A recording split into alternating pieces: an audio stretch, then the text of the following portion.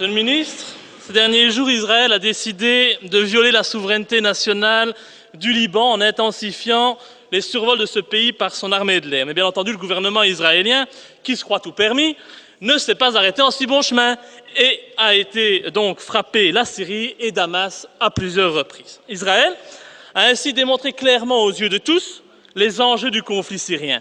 La Syrie subit depuis 2011 une tentative de déstabilisation. Il ne s'agit pas d'une guerre civile, mais bien d'une invasion étrangère.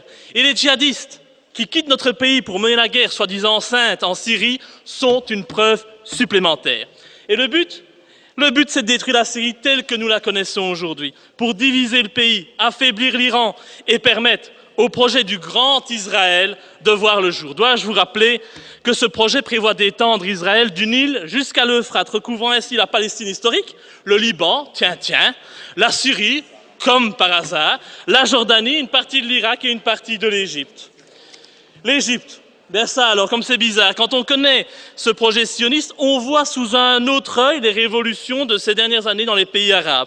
La montée au pouvoir en Tunisie, en Libye, en Égypte, d'islamistes radicaux, qui ne sont que les petites mains du Qatar et de l'Arabie Saoudite, jouent le jeu de ce grand Israël. Et le renversement du pouvoir laïque Bachar el-Assad pour le remplacer par un gouvernement américano-israélo-islamiste est une étape de plus dans la réalisation de ce projet. Et comme le disait Bernard-Henri Lévy, les printemps arabes, c'est bon pour Israël. Dès lors, face à ce qu'on doit appeler une violation grave de la souveraineté d'un État indépendant par un État voyou, comptez-vous, au nom de la Belgique, condamner les frappes militaires israéliennes en Syrie et exiger des sanctions à l'encontre du régime israélien. Et enfin, Carla Del Ponte a reconnu qu'il était prouvé que les rebelles syriens, que la Belgique et la communauté internationale soutiennent jusqu'à présent, ont fait usage d'armes chimiques, dont du gaz sarin. Et dans ces conditions, en tant que défenseur des droits de l'homme, allez-vous enfin revoir la position de la Belgique et soutenir le président Bachar el-Assad, qui est victime du complot que nous connaissons aujourd'hui? Je vous remercie.